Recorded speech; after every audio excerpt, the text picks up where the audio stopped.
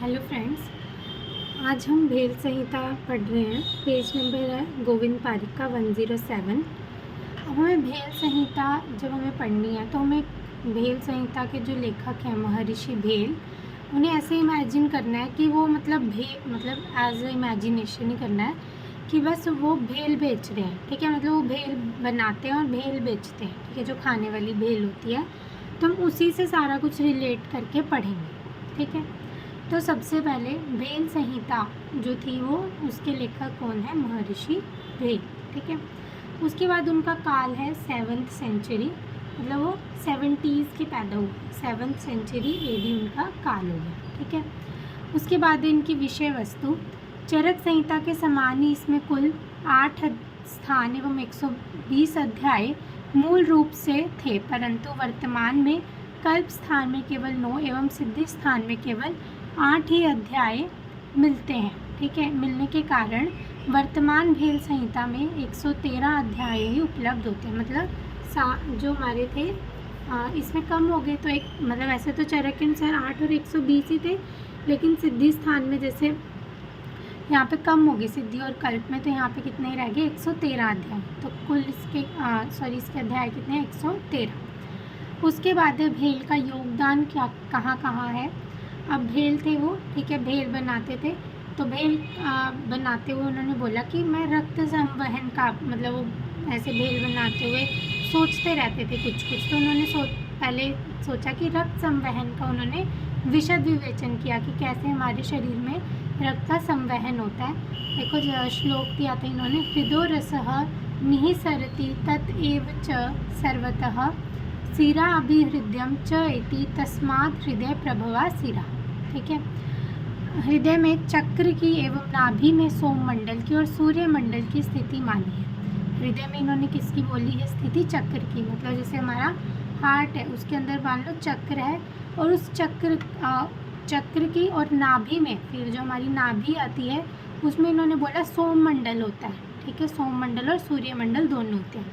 हृदय में चक्र होता है और नाभि में सोममंडल और सूर्यमंडल दोनों होते हैं। ये किसने बोला? भेल ने बोला। ठीक है, पहले इन्होंने हृदय के बारे में बताया, फिर वो नाभि पर आ गई। ठीक है, अब भेल बनाते थे तो साथ में मद्यपान के बारे में भी इन्होंने अच्छी चीज़ बताई है एक, कि मद्यपान से तृष्णा, मधुमेह एवं वात व्याधि का नाश होना बताया है। अब ये भेल बेचते थे रात को, फिर मद्यपान इनको अच्छा लगता था, तो इन्होंने क्या बोला कि तृष्णा, मधुमेह और वात व्याधि का नाश होता है मद्यपान से। किसने बोला? भेल ने। उसके बाद 7 प्रकार के भस्म में बोले। उन्होंने बोला कि भ से मेरा नाम है, तो प्रमेय के तो प्रकार में भ से तो कुछ आना चाहिए, तो इन्होंने 7 प्रकार के भस्म का वर्णन प्रमेय के अंतर्गत किया।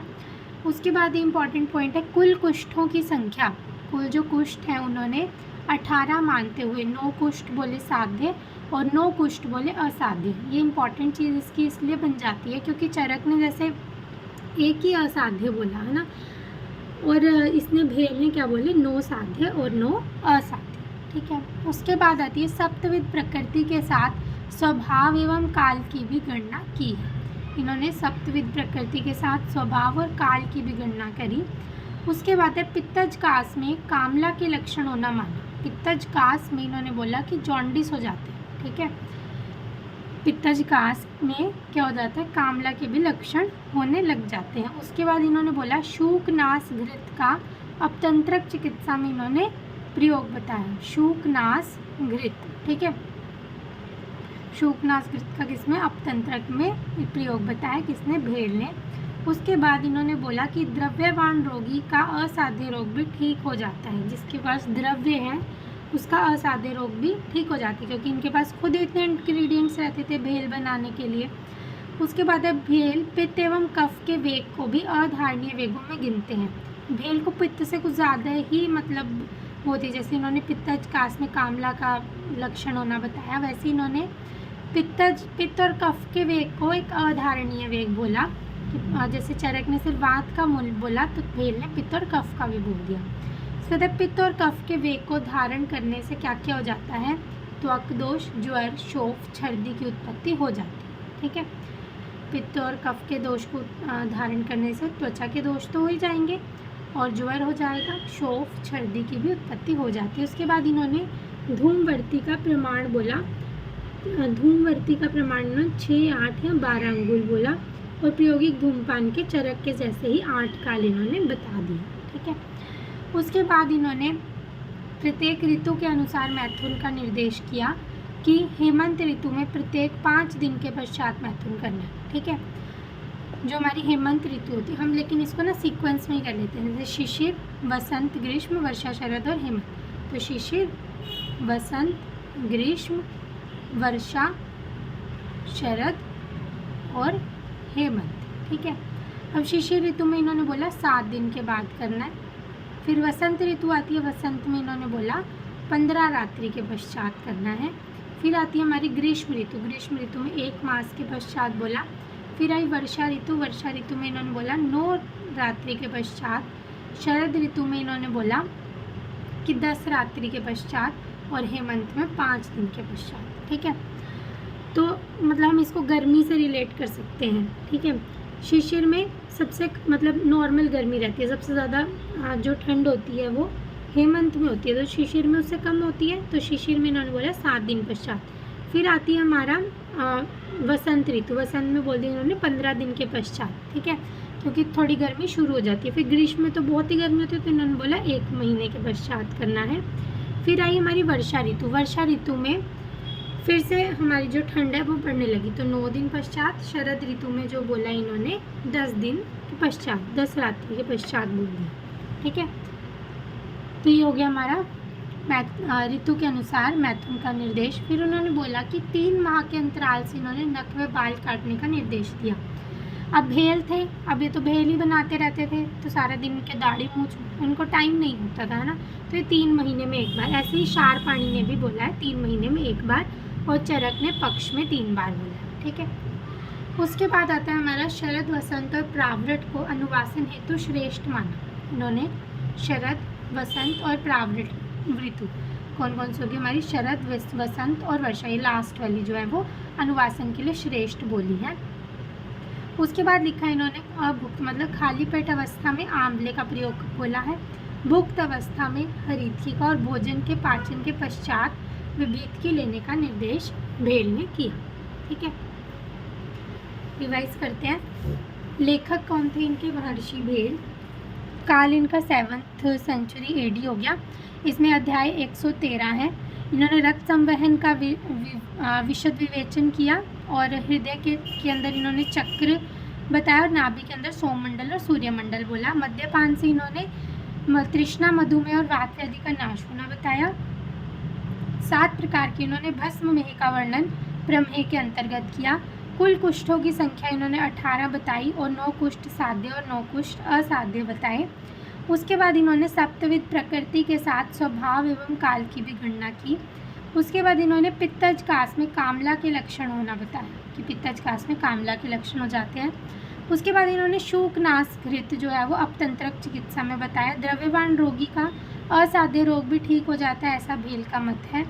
भेल ने पित्त और कफ के वेग को भी अधारणीय वेगों में गिना। चरक ने केवल वात के वेग को माना, है ना, और चरक ने वात के और इन्होंने पित्त और कफ दोनों के। उसके बाद अगर पित्त और कफ के वेग को धारण करने से इन्होंने बोला तो अक्तोष, ज्वर, शोफ और सर्दी हो जाते हैं। धूमवर्ती का प्रमाण इन्होंने 6, 8, 12 अंगुल मोला और प्रायोगिक धूमपान के इन्होंने 8 काल बोले। फिर इन्होंने ऋतु के अनुसार मैथुन का निर्देश दिया। शिशिर, वसंत, ग्रीष्म, वर्षा, शरद, हेमंत, 7, 15, 1 मंथ, फिर 9 रात्रि, 10 रात्रि, 5 रात्रि। फिर उन्होंने 3 माह के पश्चात नख व बाल काटने का निर्देश दिया और शारपाणी ने भी सेम यही बोला। शरद, वसंत और प्रावृट इन ऋतुओं में अनुवासन हेतु इन्होंने बोली कि श्रेष्ठ ऋतुएं हैं। खाली पेट इन्होंने बोला आंवला खाना है। भुक्त अवस्था में हरीतकी और पाचन के पश्चात इन्होंने विभीतकी लेने का प्रमाण बोला। ठीक है, कभी कभी हमें हरीतकी और विभीतकी में कन्फ्यूजन होती है। जहाँ पे भी हरीतकी है ना तो उसको ऐसे याद रखना है कि वो हरी हरी होगी, ग्रीन कलर की होगी हरीतकी। ठीक है, आंवला तो याद ही रहता है उसका, है ना, और जो विभीतकी होगी वो ब्राउन कलर की। ठीक है, इसको मतलब तो हमने खाली पेट आंवला, फिर भुक्त अवस्था में हरीतकी, फिर हमने पाचन के पश्चात हमने जो है वो विभीतकी लेनी है। आगे देखते हैं। और एक हमने भेल संहिता में ये भी इम्पॉर्टेंट है, ओज के 10 स्थानों का वर्णन, ओज के 12 स्थानों का वर्णन भी भेल ने ही किया। आगे देखते हैं। उसके बाद है भेषज को चतुष्पाद क्रम में सर्वप्रथम गिना। अब इनके पास खाने पीने का सामान था तो इसलिए उन्होंने चतुष्पाद में सबसे पहले भेषज को ही बोल दिया एवं भिषक को अंतिम में बोला। ठीक है, भेषज प्रथम पादः इति ज्ञेयम चिकित्सिते, भिषक चतुर्थः, भिषक जो है वो चतुर्थ है। उसके बाद इन्होंने रस आदि धातुओं के प्रदोषज विकारों के साथ ही गर्भ प्रदोषज विकारों को विकार करते हुए लिखा कि नरस्य स्त्री स्वरत्वम वान स्त्री व अपि पुरुष स्वरः। ठीक है, रसादी धातुओं के प्रदोषक विकारों में इन्होंने गर्भ प्रदोषक विकार भी बता दिए।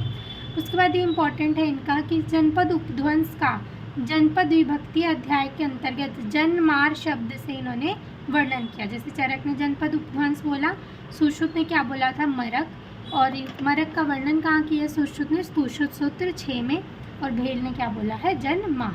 ठीक है, वो मतलब ऐसे लोकल वेंडर टाइप थे, मतलब भेल वगैरह बेचते थे, तो इन्होंने ऐसी मतलब सिंपल सा वर्ड बोला जनमार। ठीक है, उसके बाद आया अगर वर्षा काल में वर्षा ना होकर हेमंत ऋतु में अधिक वर्षा हो तो भेल ने जनपद उपध्वंस का पूर्व रूप बोला है इसे। उसके बाद जनपद उपध्वंस के संदर्भ में इन्होंने बतालिका नामक पीड़िका जो मुख्यतः वंशन प्रदेश में होती है के साथ होने वाले खतरनाक ज्वर का वर्णन किया। मतलब जो जनपद उपध्वंस में बतालिका नामक पीड़िका जो कहाँ पर होती है, वंशन में, जिसको हम प्लेग से कोरिलेट कर सकते हैं। ठीक है, उसके बाद इन्होंने ऋतु के अनुसार द्रव्य विशेष सेवन का वर्णन बताया, इसको भी हम ऐसे ही करेंगे। शिशिर में सबसे पहले इन्होंने क्या बोली, वारुणी और गंडक। ठीक है, शिशिर के बाद आती है वसंत, वसंत में मृद्विक मतलब मुनक्का दे देना है। ठीक है, शिशिर वसंत, ग्रीष्म में हमने दूध पिलाना है। ठीक है, फिर आई हमारी वर्षा, वर्षा में तो मधु देते ही हम। ठीक है, अब वर्षा में मधु क्यों देते हैं, क्योंकि वर्षा में जो उत्पन्न, क्योंकि मधु जो है वो वात को बढ़ा सकती है ना, रुक्ष होने से, लेकिन ये अल्प वात कर होती है। अब वर्षा में तो वात प्रकोप होता है, तो मधु क्यों देते हैं, क्योंकि वर्षा में ऋतु में जो उत्पन्न क्लेद होता है उसकी शांति के लिए। अब मधु ही क्यों देते हैं, क्योंकि वो अल्प वात कर होती है, इसीलिए वो ज़्यादा नुकसान भी नहीं करेगी और क्लेद का शमन भी कर देगी। ठीक है, फिर शरद में हम क्या देंगे, घृत सेवन, क्योंकि पित्त जो है बड़ा होता है तो घृत सेवन दे देंगे। ठीक है, उसके बाद इसके बाद आई हमारी प्राणेषणा, धनेषणा और धर्मेषणा। ये हमने चरक सूत्र 1 में भी पढ़ा है कि इन नाम से इन्होंने 3 एषणाएँ मानी, और चरक ने कौन सी बोली थी यहाँ पे, परलोकेषणा। प्राण, धन और धर्म की जगह चरक ने परलोक, धर्म की जगह परलोकेषणा बोल दी, क्योंकि ये भेल बेचते थे तो धन भी कमाएंगे और धर्म भी कर रहे हैं। ठीक है, उसके बाद है ऊष्मा, स्वेद, शक्रित, मूत्रवात आदि 3 दोष स्त्रियों के स्तन्य और पुरुषों के शुक्र और रक्त में, इन 10 में प्राणों की इन्होंने विशेष स्थिति मानी है। ठीक है, उसके बाद इन्होंने ये वागु के 8 प्रकार बताए, जैसे चरक ने 28, इन्होंने 8 ही बोले, और पथ्यान 12 प्रकार एवं 300 प्रकार के उपनाहक इन्होंने माने हैं। ठीक है, उसके बाद वारुणी नामक मद्य को प्रमुख रक्त प्रदूषक माना है इन्होंने। तो इन्होंने मद्य से बोला था कि 3 रोगों की शांति होती है, लेकिन वारुणी नामक मद्य जो है उन्होंने उसको बोला कि वो रक्त प्रदोषक है। ठीक है, उसके बाद इन्होंने बताया हृदय में प्राणों की स्थिति मानी। ठीक है, हृदय प्राणश्च चक्रस्था, और हृदय की आकृति इन्होंने पुंडरीक मतलब कमल पुष्प और कुंभिका फल की तरह मानी है। पुंडरीकस्य संस्थानम कुंभिकाय फलस्य, एक तो पुंडरीक और एक कुंभिका। उसके बाद जल को महारस और अन्न को इन्होंने महाऔषध का। ठीक है, काश्यप ने प्रजापति बोला है अन्न को, जैसे इन्होंने जल को क्या बोला, महारस। भेल पीने के बाद हम जल पिएंगे तो उसको बोला कि ये महारस है। ठीक है, और अन्न को क्या बोला, जो मैं अन्न दे रहा हूँ वो है महाऔषध तुम्हारे लिए। ठीक है, आपको महारसा विद्यात अन्नम च एव महाऔषध। ठीक है, उसके बाद आया अन्न उत्पत्ति की प्रक्रिया का वर्णन करते हैं। सूर्य की ऊष्मा को अन्न उत्पत्ति का प्रमुख कारण इन्होंने बोला। ठीक है, सूर्य की ऊष्मा, क्योंकि ये बाहर खड़े होकर भेल बेचते थे तो इन्होंने बोला कि सूर्य की ऊष्मा ही अन्न की उत्पत्ति का कारण है। उसके बाद श्वेत, रक्त, मूत्र एवं फेन को अभ्यंतर मल माना। किस किस को, श्वेत को, रक्त को, मूत्र को और फेन को, अंदर से निकलते तथा बाहर निकले हुए श्वेत को, मतलब जो हमारा बाहर निकल जाता है उसको बाह्य मल इन्होंने बोल दिया। ठीक है, क्या है इसके लिए वर्ड, स्वेदश्च असरम च मूत्रम च फेनम च अभ्यंतर मलम। ठीक है, ये सारे हैं अभ्यंतर मल। और जो बाहर निकल जाता है स्वेद वो बाह्यमल हो जाता है। उसके बाद संकर, प्रस्तर, सेक, नाड़ी, द्रोणी, जल, उदर, कोष्ठ एवं कुटी भेद से अष्टविध इन्होंने स्वेद माने हैं। उसके बाद सभी पैतृक व्याधियों में इन्होंने स्वेदन का निषेध बोला। वात में ब्रीहण, पित्त में परिशोधन और कफ में प्रच्छर्दन मतलब वमन एवं सन्निपात में विरेचन श्रेष्ठ उपक्रम बताए। इन्होंने पित्त में विरेचन नहीं बोला, पित्त में इन्होंने परिशोधन बोल दिया और सन्निपातज में इन्होंने विरेचन बोला और वात में बस्ती ना बोलकर ब्रीहण चिकित्सा बोला। ठीक है, भेल थे, इन्होंने भेल ने अलग माना वात में ब्रीहण चिकित्सा की, लोग वातज रोगी हो, लो ब्रीहण चिकित्सा मेरी भेल का। ठीक है, फिर आया इनके पास पित्तज रोगी, फिर इन्होंने क्या कह दिया, अच्छा पित्तज प्रकृति पित्तज रोग है तो परिशोधन। कफ में इन्होंने बोला चलो उल्टी कर दो कोई बात नहीं, और अब सन्निपातज आ गया तो ये डर गए, तो इन्होंने क्या बोला कि अब तो मेरे को विरेचन नहीं कराना, तो विरेचन करा दिया। ठीक है, रिवाइज करते हैं। भेषज को इन्होंने सर्वप्रथम बोला और भिषक को लास्ट में माना। जो इसमें मतलब इम्पॉर्टेंट है हम वही रिवाइज करते हैं। रस आदि धातुओं के प्रदोषज विकारों के साथ गर्भ प्रदोषज विकार भी बताए इन्होंने। जनपद उपध्वंस को इन्होंने जन्मार बोला और इन्होंने जनपद उपध्वंस का पूर्व रूप क्या बोला कि अगर वर्षा काल में वर्षा ना होकर हेमंत ऋतु में वर्षा हो तो वो जनपद उपध्वंस का पूर्व रूप होगा। जनपद उपध्वंस में इन्होंने बोला कि वतालिका नामक पीड़िका जो वंशन प्रदेश में हो जाती है वो जनपद उपध्वंस में ही होती है और इसको प्लेग से इन्होंने कोरिलेट किया। फिर इन्होंने शिशु ऋतु में वारुणी और गंडक का प्रयोग बताया, फिर वसंत में मृद्विका, फिर ग्रीष्म ऋतु में दूध, वर्षा ऋतु में मधु सेवन और शरद ऋतु में घृत का सेवन बताया। प्राण, धन और धर्मेशना नामक 3 एषणाएँ बताई। फिर इन्होंने ऊष्मा, स्वेद, रक्त, मूत्र, वात आदि तीनों दोष, स्त्रियों में स्तन्य, पुरुष के शुक्र एवं रक्त, इनमें 10 में प्राणों की विशेष स्थिति मानी। या वागु के इन्होंने 8 प्रकार बताए। उसके बाद वारुणी नामक मध्य को इन्होंने रक्त प्रदूषक माना। हृदय में प्राणों की स्थिति मानी। हृदय की आकृति पुंडरिक और कुंभिका फल के समान मानी। जल को महारस और अन्न को महाऔषध बोला। अन्न उत्पत्ति की प्रक्रिया का वर्णन करते हुए सूर्य की ऊष्मा से अन्न की उत्पत्ति बताई। फिर स्वेद, रक्तमूत्र और फेन को अभ्यंतरमल और निकले हुए स्वेद को बाह्यमल बोला। इन्होंने स्वेद के भेद इन्होंने अष्टविध बोले। उसके बाद इन्होंने पैतृक व्याधियों में स्वेदन का निषेध बोला, वात में ब्रीहण, पित्त में परिशोधन, फिर कफ में इन्होंने बोला प्रच्छर्दन और सन्निपातज रोगों में विरेचन करने का निर्देश दिया। आगे देखते हैं। उसके बाद है वात, पित्त, कफ, मासज और मेदज भेद से अर्बुद के इन्होंने 5 प्रकार बताए। फिर उष्टगिरि, परिस्रावी, शंभुकावर्त, उन्माद व शतयोनि भेद से भगंदर भी 5 माने, अर्बुद भी 5 माने और भगंदर भी इन्होंने 5 माने।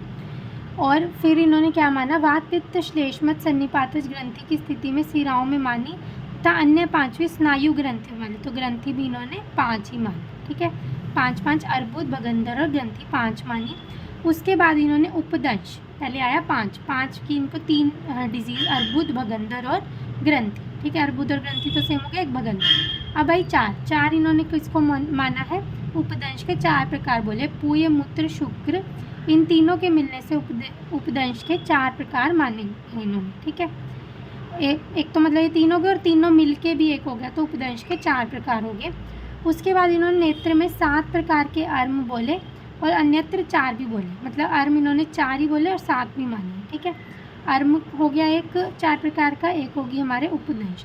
उसके बाद आता है 3 इन्होंने क्या बोली, विद्रधि 3 बोली, 4 रोहिणी, 4 इसी में आ जाएगा हमारा उपदंश और इसमें। ठीक है, और 4 प्रकार की ही अलजी, तो 4 प्रकार का उपदंश हो गया, रोहिणी होगी, अलजी होगी। ठीक है, 3 प्रकार की विद्रधि होगी। फिर आता है हमारा 2 प्रकार की इन्होंने पृष्ठ रोग माने हैं, उपशारी एवं शारी। ठीक है, उसके बाद इन्होंने 20 क्रीमियाँ मानी है।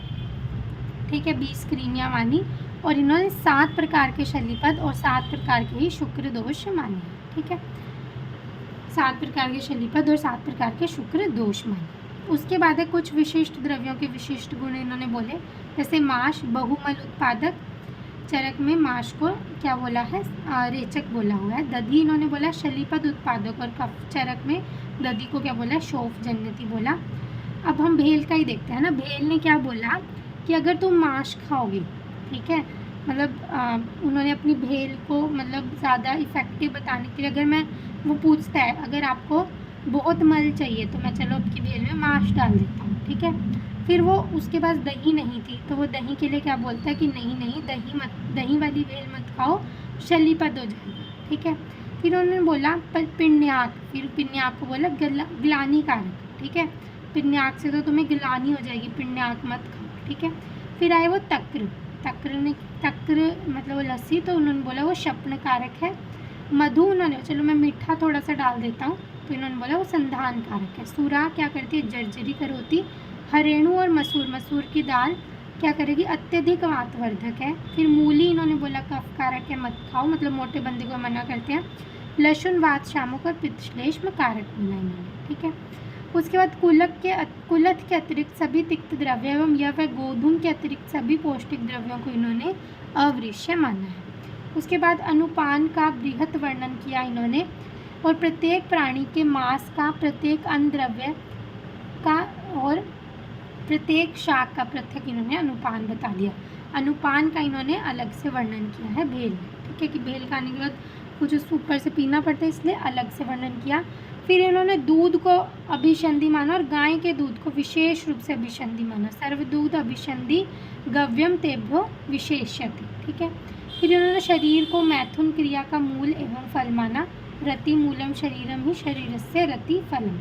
फिर पुंडरीक कुष्ठ के फूटने से ऋषिजीवा की, ऋषिजीव के फूटने से काकणक की उत्पत्ति बोली, ठीक है। अगर पुंडरीक मतलब मान लो को कमल फूट गया तो क्या आ जाएगा, ऋषि जीव, उसके अंदर से ऋषि की जीवा निकलेगी, मतलब भालू की जीवा निकलेगी। और फिर अगर ऋषि की भी जीवा फूट गई तो उसके अंदर से क्या निकलेगा, काका निकल जाएगा, काकणक, ठीक है। इसको ऐसे याद रखना है। फिर उसके बाद प्रकृति व प्रभव भेद से प्रमेय के इन्होंने दो प्रकार माने। निरंतर गीत गाते रहना इन्होंने पित्तजुन्माद का लक्षण माना, ठीक है। उसके बाद इन्होंने बोला कि रक्त, मांस, वसा, अस्थि, मज्जा, शुक्र, अग्निमूत्र, पुरीश 90 वर्ष की आयु के पश्चात जो है ये सब मंद हो जाते हैं।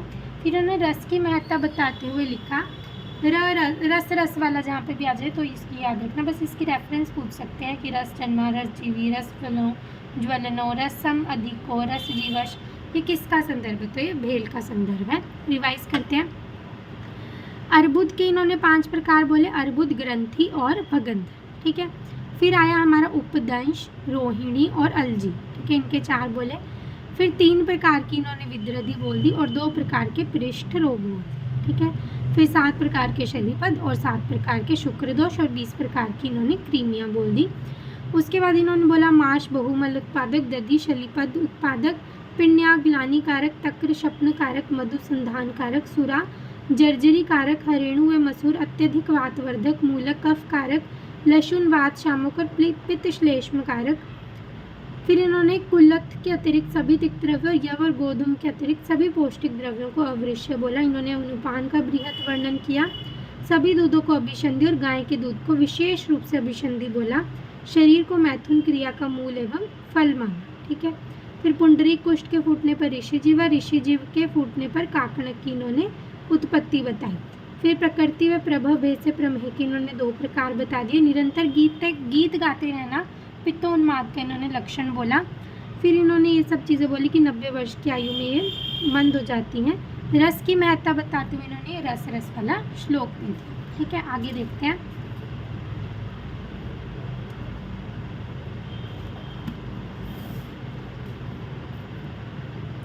उसके बाद इन्होंने बोला कि काय अग्नि को आहार पाक में कारण बताएं, कि जो हमारी काय अग्नि है वो आहार को पचाने में कारण है।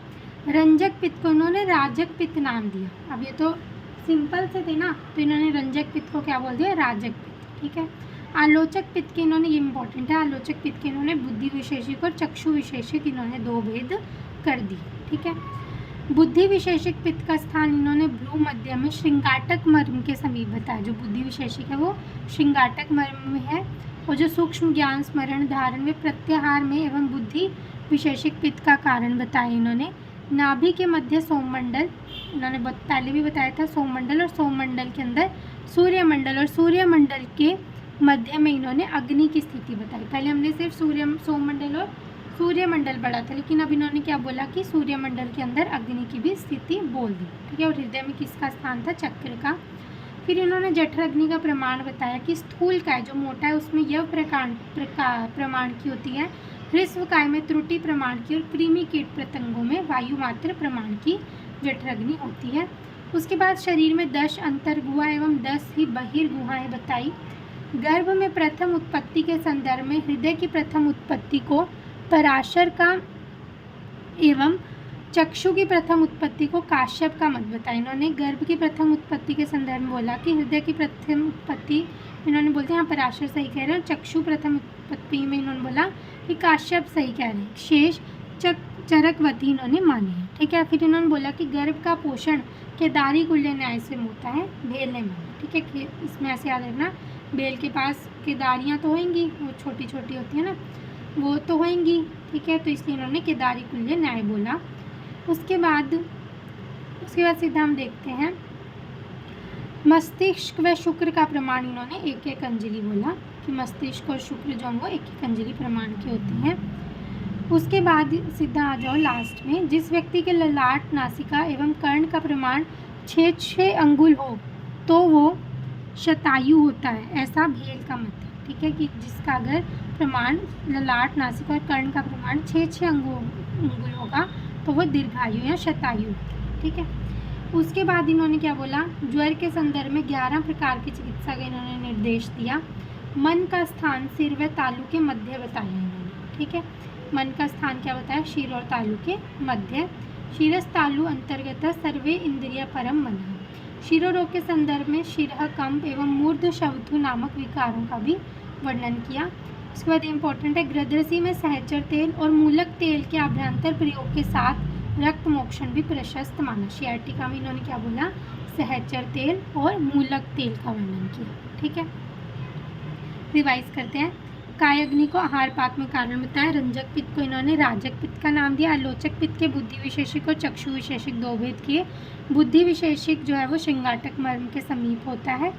नाभि के मध्य इन्होंने सोममंडल, सोममंडल के मध्य सूर्यमंडल और सूर्यमंडल के मध्य इन्होंने अग्नि की स्थिति बताई। फिर इन्होंने जठराग्नि का प्रमाण बताया। स्थूल में यव प्रमाण, हृस्व में त्रुटि और कृमि कीट पतंगों में वायु प्रमाण की। शरीर में 10 अंतर्गुहा एवं 10 ही बाहर गुहाएं होती हैं, ये भी बताया इन्होंने। गर्भ में प्रथम उत्पत्ति के संदर्भ में हृदय की उत्पत्ति को इन्होंने पराशर का मत स्वीकारा। चक्षु की उत्पत्ति में काश्यप और शेष चरकवती माना। गर्भ के पोषण में इन्होंने केदारी कुल्य न्याय से बताया कि केदारी कुल्य न्याय से होता है। उसके बाद इन्होंने 7 मानस प्रकृतियों को दिव्य किया और 7 शारीरिक प्रकृतियों को मानुषकाय नाम दिया। ठीक है, उसके बाद आता है मस्तिष्क व शुक्र का प्रमाण। इन्होंने एक एक अंजलि बोला। पुरुष के शरीर में 16 आध्यात्मिक देवताओं की इन्होंने स्थिति मानी। ठीक है, एक ये भी इम्पोर्टेंट है, गर्भिणी में किक्किस की उत्पत्ति इन्होंने 7वें माह में मानी है। भेल ने कब मानी, 7वें माह में, जब गोद वराई की रस्म होती है, ऐसे याद रखना। मगर चिकित्सार्थ उसमें त्रिफला चूर्ण को शस्य ऋधुर में मिलाकर लेप करने का निर्देश दिया। इम्पॉर्टेंट है कि भेल ने जो है वो किक्किस की चिकित्सा क्या बताई कि त्रिफला चूर्ण में खरगोश के रक्त को मिलाकर लेप करने को इन्होंने बोला। ठीक है, उसके बाद सद्यजात बालक को भी देखकर लक्षणों के आधार पर उसकी आयु के संबंध में इन्होंने निर्देश दिया। इसी प्रकार युवावस्था में लक्षणों को देखकर व्यक्ति के जीवन की अवधि निर्धारण करने को बोला।